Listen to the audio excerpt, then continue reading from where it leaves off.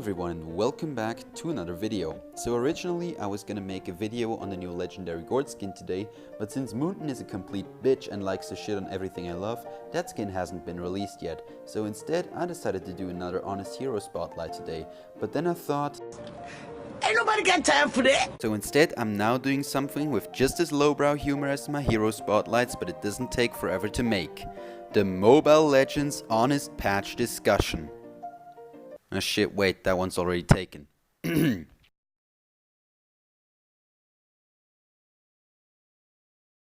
The Mobile Legends Honest Patch Debate. Are you tired of Mobile Legends patch notes being unnecessarily long and complicated? Are you tired of Moonton releasing almost 2 pages of patch notes every time and still only covering around 50% of what has actually changed?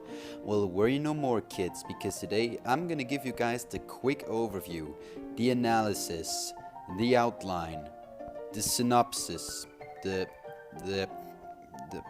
fuck it, we're talking about patch 1.2.56. So first on the list we've got the new hero Valier coming out this patch. Valier, he's pretty good. You've got your standard boom move, your whoosh, and most importantly, your no-no zone. So overall, just a really great champion. Would pick him in brawl mode if this stupid game could just give me something else but tanks all the fucking time. Next up is free hero rotation for this patch. We've got Alucard, Eudora, Rafaela, Alpha, Yisan. You know what? Screw it. I'm not covering that shit. That's gay. Moving on to the actual interesting part of the patch, skins and heroes. We're getting 2 new skins this patch. First one is the Magic Mike wannabe skin for Valier, and the second one is the new March Starlight member skin for the refill, Night Arrow, or as I like to call it, how to not get a DreamWorks lawsuit. Now moving on to hero changes. First up is Bane, where they fixed the bug on his ult where it wouldn't do damage if he had purchased spell vamp equipment, which I kinda wish they'd left. His 2 now also costs 10 less mana, and his passive is getting buffed to deal 90% bonus damage at max level. Second change is for Jawhead. He can now no longer throw Kagura's Umbrella, Hayabusa's Shadow, and Bane's Fish, which I didn't even know was possible. Gossen is also getting changed. His 1 and 2 now have different icons, and you will be able to see the recall animation of his daggers if they expire after Gossen died. So thanks to that, you'll now actually know what the fuck killed you. Next up is Diggy, whose 1 will now proc item effects, and his 2 now also pulls you in even if you dash away from it before it hits you, which was actually a bug I knew about, and now that it's gone, this guy has just become even more of a bitch than he already was. So I just really want to thank you for that, Moonton. It's just so nice of you to do that. Zask is also getting nerfed. Upon dying, his spawn will no longer deal damage twice, and the attack speed the spawn gets from Zask's items is getting nerfed, while at the same time having its base attack speed buffed. So basically, they nerfed Zask players that build attack speed and buffed the ones that build him full power. Gadot is getting a different camera shift when ulting. Rafaela's 1 now deals less damage on early levels, Estes 1 now costs more mana on early levels, and Zask is getting nerfed.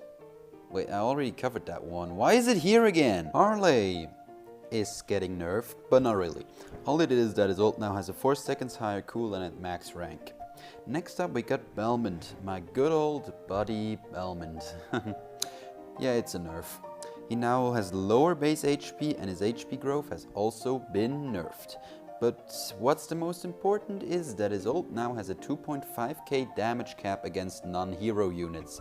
So basically he can't steal Lord anymore. Now, ladies and gentlemen, in celebration of the upcoming legendary skin, Gord is getting a pretty huge buff this patch. His ult now has a 4 seconds lower cooldown at max rank, and... wait, that's it? That's the whole buff. What the fuck, man? Next guy is Alucard, my main. His Fission Wave... wait, it's called Fission Wave? Was it always called Fission Wave?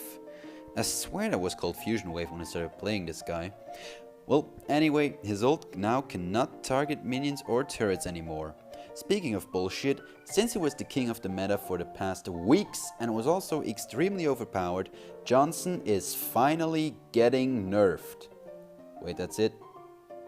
Ticks on his 2 decreased from 10 to 8.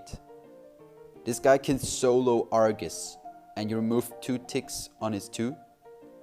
Are you for real? Angela can now no longer use her ult to make people immune to tower damage, which I also didn't know was possible. Why does nobody tell me this shit? Elkert got a bug fixed where the disappearance of his 2 was affected by cooldown reduction, Hallows can no longer activate his 2 when CC'd, and all of the following heroes and skins have been changed to look more family friendly. And now here's the entire rest of the patch, but only the shit that's important. Arrival will now follow your camera if you use it. If you prioritize items in the shop, those are now the only items that will get recommended for you.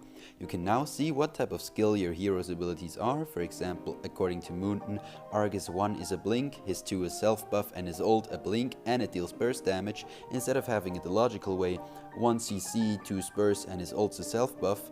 Jungle monsters in Brawl now have less HP and regen more of your HP upon death, but have their respawn time increased by 15 seconds.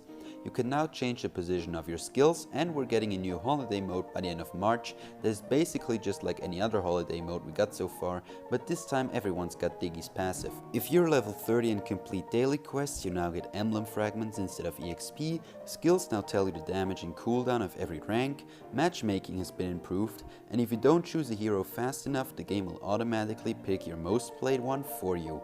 And that's all of it, ladies and gentlemen. I want to thank you all for watching, and as always, I'll see you next time. Everybody get your fucking hands up.